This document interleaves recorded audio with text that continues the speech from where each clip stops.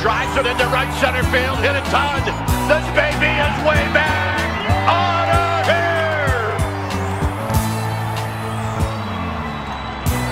What is going on, everybody? Welcome back to the Baby Baseball channel. This is Eric, and with Anthony DeSclafani going on the 60-day IL, the San Francisco Giants have made a move with the Cleveland Guardians. They have sent them cash, and they have picked up a pitcher named Tobias Myers.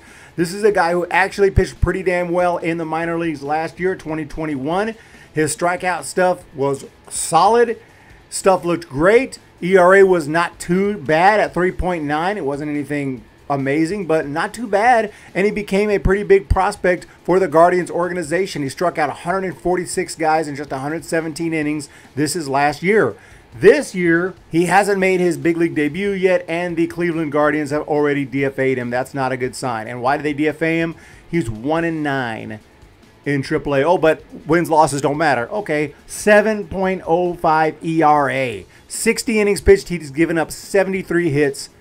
He has walked 33 batters, and he's only struck out 40. Does this sound like a good replacement for Anthony DeSclafani, or is this Anthony DeSclafani 2.0 in 2022? I don't know the answer to that. This seems like a depth move, but let's get into the article and see what it has to say about this move and the Giants swinging a trade with the Guardians and placing DeSclafani on the 60-day IL.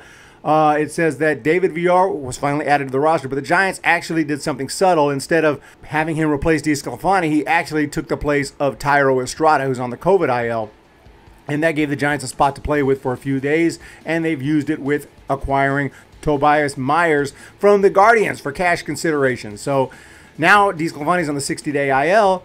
Myers is optioned to Triple-A Sacramento, but what's going to happen when Thairo Estrada is ready to go? I don't know the answer to that. Who is going to lose their roster spot on the 40-man? I don't know. But Myers, like I just explained, not exactly tearing it up this year. He's 23 years old. He's had a rough season in AAA. He will add more depth for a Giants organization that still may have starting pitching needs down the stretch. Ankle surgery is going to knock out DeSclafani until 2023, and Junis should be back soon. We really need Junis back.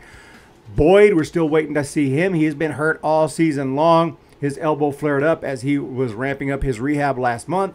And also Sam Long, Hjelle, a couple of other options for this rotation. And here's the details. Like I said, Myers, 40 runs in 60 innings with the highest walk rate of his minor league career and a low strikeout rate. I mean, it's just been a disastrous season. That's why the Guardians DFA'd him. The Guardians DFA'd this guy. And it's not like the Guardians are having some amazing season where they can afford just to DFA anybody, because the Guardians are 40-40, about the same as the Giants, around 500 right now. So I don't know. I see this as basically a move where Giants are just messing with the roster right now. Messing with the roster. They're going to continue to do so. These players are just pawns, kind of. You just use them when you can. When you don't need them, you don't need them. So we'll see what happens. I wouldn't be surprised if Myers never suits up for the San Francisco Giants. But he's someone to look at in AAA. Let's see if he can figure something out. This change of scenery thing, which I don't always buy that concept. Like, if you suck, you suck. You know, you can put on a different uniform. You're not all of a sudden going to be great. But maybe for certain times it does have an effect where you kind of are remotivated and you feel like you have another opportunity. Maybe over there he feels like, you know what, the the Guardians don't care about me anymore. So maybe there's something to that. Maybe. So we'll keep an eye on Tobias Myers over here in Sacramento and see how he does and see if he can help this team. But I wouldn't be surprised if we never see him at the big league level. And I also wouldn't be surprised if he gets DFA'd within the next 7 days. But hey, I had to talk about it because we got a new player on the roster. You guys have a fantastic day. Hit that subscribe button. Let me know what you think in the comment section down below.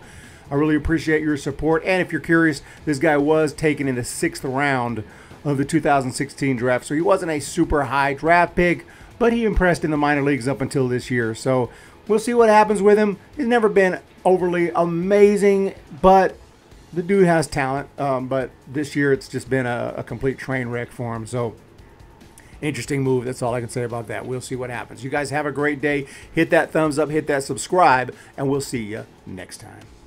Opening